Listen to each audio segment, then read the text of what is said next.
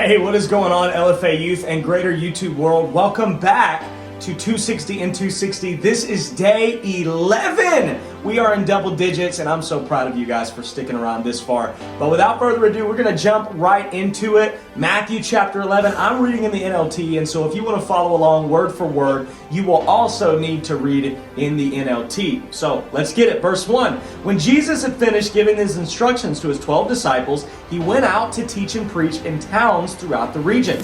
John the Baptist, who was in prison, heard about all the things that the Messiah was doing. So he sent his disciples to Jesus and asked him, "Are you the Messiah we've been expecting, or should we keep looking for someone else?" Verse 4, Jesus told them, Go back to John and tell him what you have heard and seen.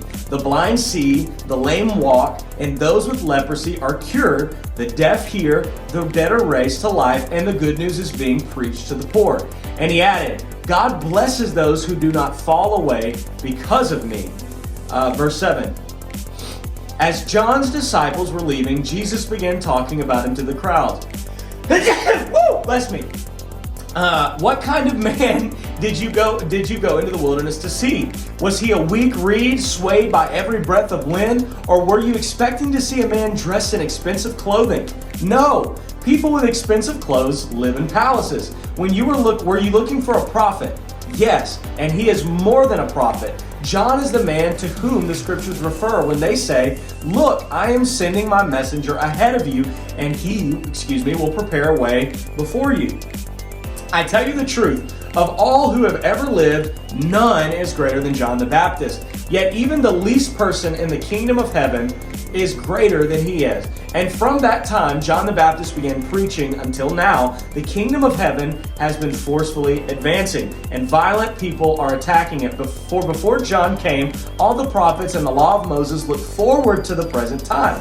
And if you are willing to accept what I say, he is Elijah, the one the prophet said would come. Anyone with ears to hear should listen and understand. To what can I compare this generation? It is like children playing a game in the public square. They complain to their friends, we played wedding songs and you didn't dance. So we played funeral songs and you didn't mourn. For John didn't spend his time eating and drinking, and you say, he's possessed by a demon. The Son of Man, on the other hand, feasts and drinks, and you say he's a glutton and a drunkard and a friend of tax collectors and other sinners. But wisdom is shown to be right by its results. Verse 20, then Jesus began to denounce the towns where he had done so many of his miracles because they hadn't repented of their sins and turned to God. What sorrow awaits you, Chorazin, Bethsaida, for if the miracles I did in you had been done in wicked Tyre and Sidon, their people would have repented of their sins long ago, clothing themselves in burlap and throwing ashes on their head to show their remorse. I tell you, Tyre and Sidon will be better off on Judgment Day than you. And you, people of Capernaum, will you be honored in heaven? No, you will go down to the place of the dead. For if the miracles I did for you had been done in wicked Sodom, it would still be there today. I tell you, even Sodom will be better off on Judgment Day than you. Verse 25, at that time, Jesus prayed this prayer, O Father, Lord of heaven and earth, thank you for hiding these things from those who think themselves wise and clever, and for revealing them to the childlike. Yes, Father, it has pleased you do it this way. It's pleased you to do it this way. My Father has entrusted everything to me. No one truly knows the Son except the Father, and no one truly knows the Father except the Son, and those to whom the Son chooses to reveal him. Then Jesus said, Come to me, all of you who are weary and carry heavy burdens, and I will give you rest. Take my yoke upon you. Let me teach you, because I am humble and gentle at heart, and you will find rest for your souls. For my yoke is easy to bear, and the burden I give you is light. Whoo!